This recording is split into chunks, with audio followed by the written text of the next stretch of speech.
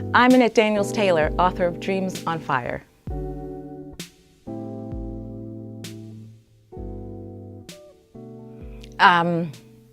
Working with young people at the Erie County Youth Detention Center, I met a lot of kids who had issues that were similar to Shanequa's, with parents being incarcerated or parents being drug users, or they themselves being drug users because of family issues. And I ended up writing a poem about a girl who had an exotic sounding name, and that poem became the basis and the foundation for Shanequa and Dreams on Fire. And I didn't think when I was writing the poem that I would expand so much on the story.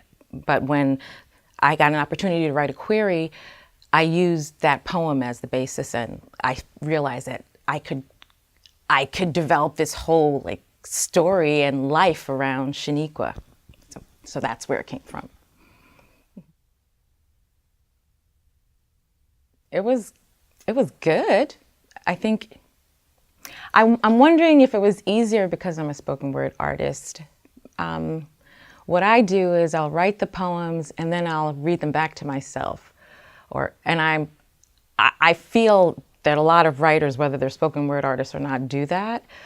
I was excited to work on the book because I'm a spoken word artist, and I was thinking about the way young people would read the book and hear the lines in their heads.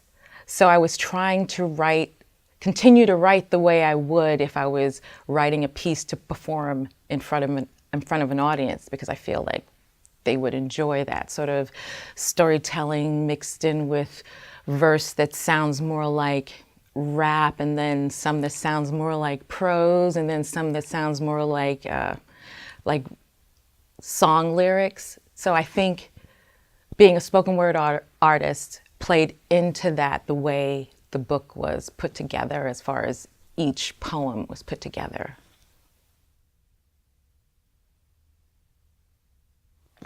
Oh, that's good. Well, I was thinking recently because Ntozake Shange passed away a few months ago, and I was thinking about how her work influenced me so much, especially for colored girls, because she, right on the cover of the book, she says, this is a choreo poem. And at first I didn't know what that was as a kid, and then seeing the production, how she mixes choreography with the storytelling, all written in verse. So from an early age, her work influenced me, and especially that text. My other influences would be some more historical poets like Paul Laurence Dunbar, Langston Hughes. I just love the way Paul Laurence Dunbar, Langston Hughes, and Gwendolyn Bennett and Gwendolyn Brooks, how they use the vernacular in their verse, and it really makes you think of a particular time and place. And I think that reading that work from an early age, I got really interested in reading poetry when I was in third grade, because I got this book from Scholastic that was I don't know what it's called, Negro poems. And I still have it, this paperback. I put it in a plastic Ziploc bag because it was my favorite, and even today I read it, and there are poems in there that are not regularly, published again and reprinted.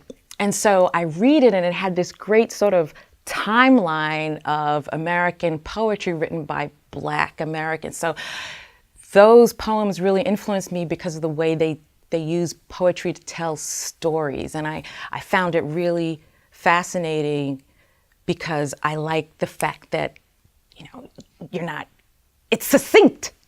It's like this minimalist way of telling a story using just a certain amount of words. And so to have an editor say, well, I only need you to use these many words, 10,000 words to tell this story. It's like this great challenge. I can do that. I used to like typewriters. I prefer computers. I only use a pen if I'm having a really difficult time writing a poem and I need to connect to the page. Because I think that, I read a long time ago, I don't remember who said this, that writing poetry is much closer to painting or drawing. Writing essays and prose is much more like being a photographer or maybe a graphic artist. So when you're writing prose, it might be easier to use a computer, but when you're writing poetry, it's sometimes easier to use a pen and paper because the creativity is coming right from your brain to your hand. I don't know how true that is, but I can write poems on the computer, but when I'm having a difficult time, I always take out the pen and I'm able to do lyrics and verse a little bit easier, and then I transfer them back to the computer. I like early in the morning when no one is awake and late at night. In my house, because there's 6 of us, it can get really loud and busy in the middle of the day, especially in the summertime. So I like it when it's really quiet, and I like to work at home because I have a little home studio, writing studio in there that is really my space. When I face writer's block, sometimes I stare at the computer a lot, just thinking the muse is gonna hit me. But usually I like to get up and dance, listen to some music, maybe bake some cookies, veg out on Instagram for a long time, or Facebook, see what people are doing, see what other writers are having problems with. And I like that because then it makes me feel like, oh, thank God they're having a problem with that, because that means I'm not crazy or stupid or under a bus. What else? Sometimes if I'm feeling up to it and the weather's good, I'll go ride my bike if I'm having writer's block. Because I heard Chimamanda Ngozi, who wrote Americana, say that most of her time spent writing is spent really doing other things besides writing, like taking walks in her garden, checking out what other people are doing on Facebook, talking to her mom, baking, and thinking about writing. So a lot of times I like to think about writing before I actually write, but that's probably not good for everybody to do. You should probably just dive into it, but I don't always do that.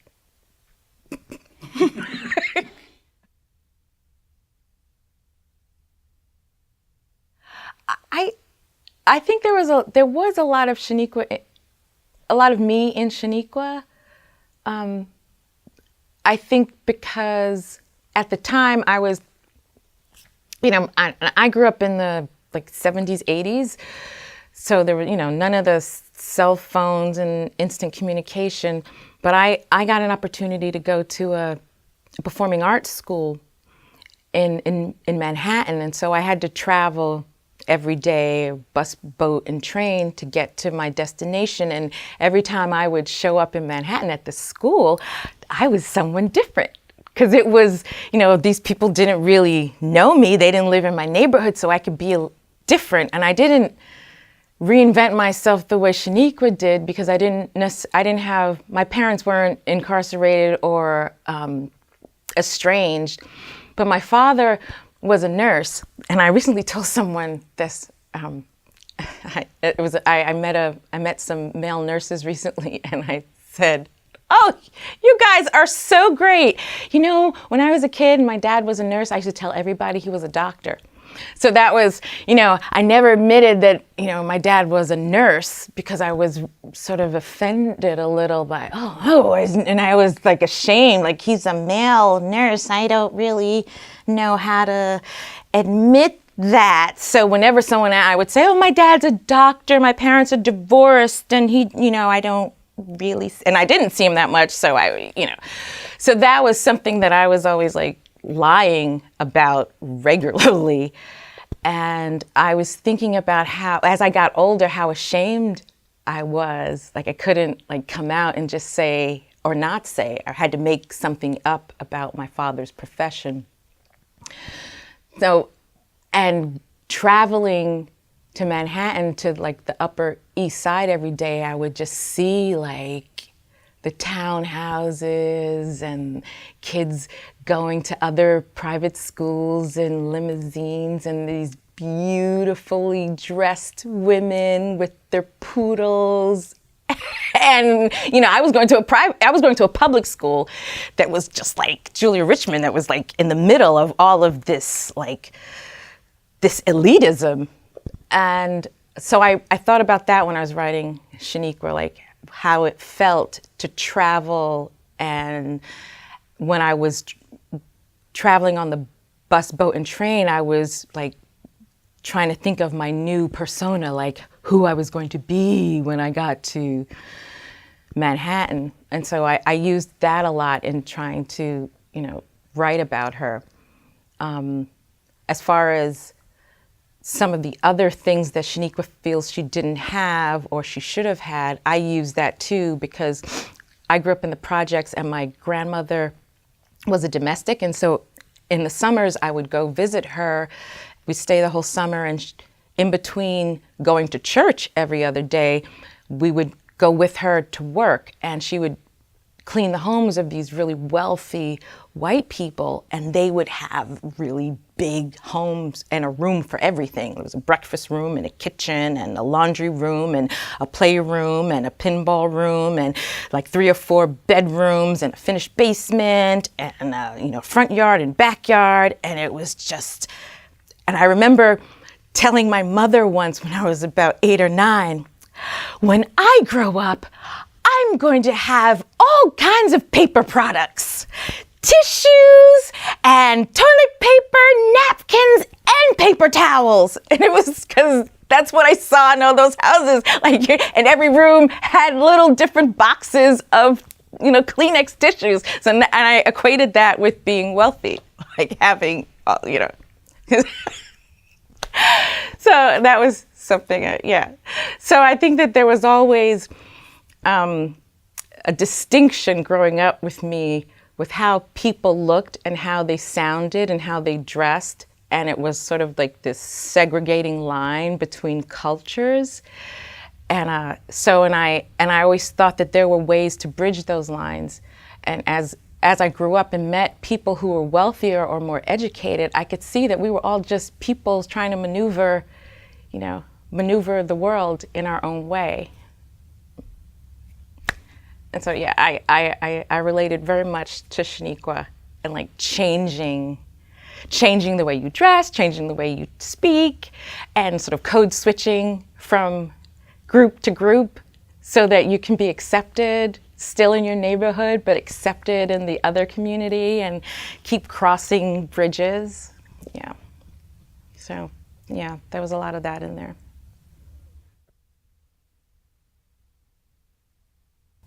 Oh, keep working, read lots and lots and lots of poetry and other things that are not related to poetry, and try to see as many poets reading and writers reading as much as you can. You have to read, you have to write, you have to listen, and find someone who you really admire as a writer, and follow them too. Ask questions. Yeah.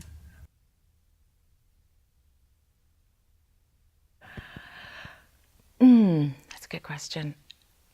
I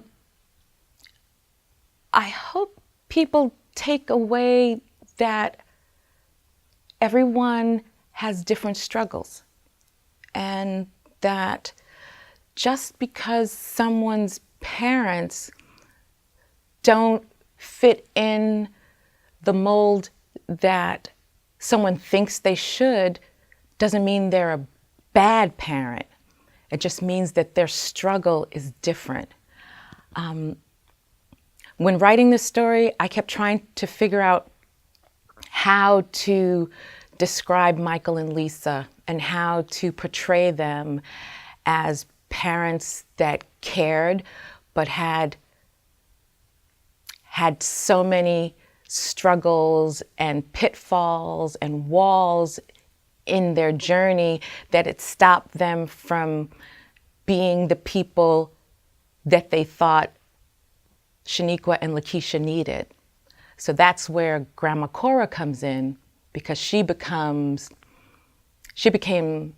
the life preserver that those two girls needed in order to survive growing up without their parents in their lives on a regular basis. And she also becomes the link that connects the two daughters to their grandmother, to their parents, I mean.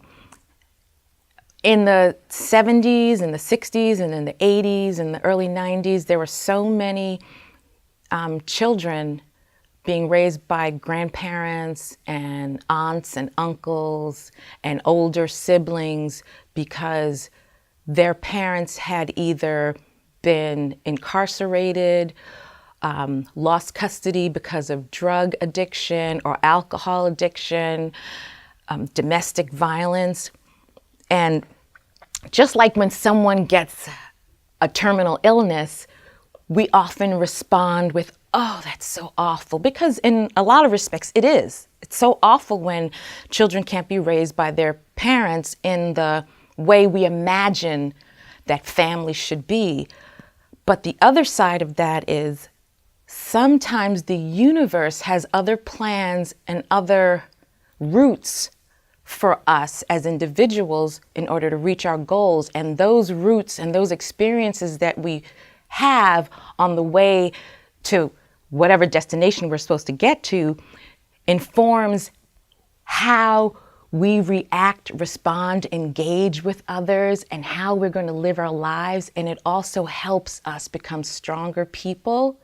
And I know that probably sounds a little corny, but I've met so many people very young, little older, much older than me, talk about the struggles in their journey and look at me now. And I wanted to write a story about Shanequa, about a person who was having these struggles in their journey and made choices that may not seem like the right choice for most of us, but those choices informed each other choice so that eventually they were able to meet their goal and be proud of themselves, and things worked out. Maybe not the way they had thought, but it still worked out. We spend a lot of time worrying about the future instead of just like living it. And I wanted to show young people, high school students, that even though your family doesn't mirror what someone else's family is, it's still your family, and it's your story, it's your life, and you can make your dreams happen by just going forward. And I think that's what I want. And it might be a big goal that I want people to take away, or a big want to people to take away from this story, but that was basically what it was. I wanted people to know that, you know, there's always opportunity and choice. You just have to find it, and you have to know what it is you want.